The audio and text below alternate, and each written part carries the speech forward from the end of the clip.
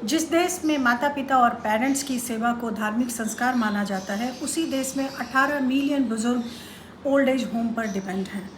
कई सारे परिवार हैं जिनके बुजुर्गों को ओल्ड एज होम देखरेख के लिए भेज दिया गया है।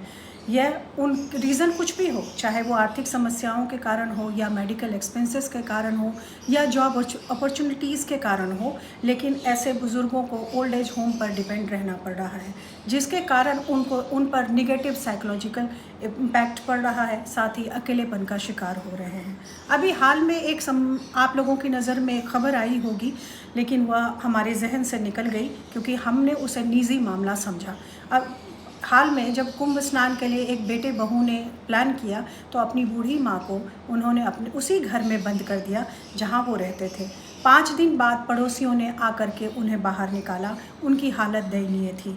ऐसी समस्याओं को जब हम अपने आसपास देखते हैं तो हम ये सोचते हैं कि ये किसी की निजी मामला है, लेकिन ऐसा नहीं है। ये हमारी सामाजिक नैतिकता भी है, साथ में ये एक आपराधिक मामला भी है। अगर किसी बुज़ुर्ग के साथ या परिवार के बड़े बुज़ुर्ग सीनियर सिटीजन्स के साथ किसी भी तरह का इस तरह की बातें होती हैं या इस तरह की समस्याओं को उत्पन्न किया जाता है, चाहे पारिवारिक तौर पर या सामाजिक तौर पर, तो ये हमारी जिम्मेवारी है कि हमें उनके लिए कदम उठाने चाहिए। एनजीओज़ वगैरह हैं जहाँ पर कि बुज़ुर्गों की सेवा के लिए ओल्ड एज होम खोला गया है। अगर भारत के डाटा को देखें तो 2021 में 16% बुज़ुर्गों को ओल्ड एज होम पर डिपेंडेंसी बढ़ गई है, लेकिन वहाँ की देख रेख में भी अभी सरकारी फंड्स की बहुत सारी समस्याएं होती हैं और उस तरह से प्रॉपर एटिकेट्स उनके फूड और उनकी देखभाल, उनकी एक्टिविटीज़ शायद नहीं मिल पाती है, जिसके कारण बुज़ुर्गों का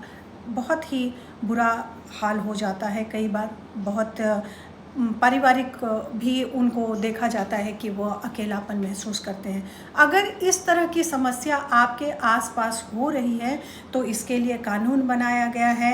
आप उनकी सेवा, चाहे आप उसके पारिवारिक हों या ना हों, एक सामाजिक व्यक्ति होने पर भी आपकी जिम्मेवारी है कि आप अपने देश के सीनियर सिटीज़न के लिए खड़े हों, उनके राइट्स के लिए लड़ें।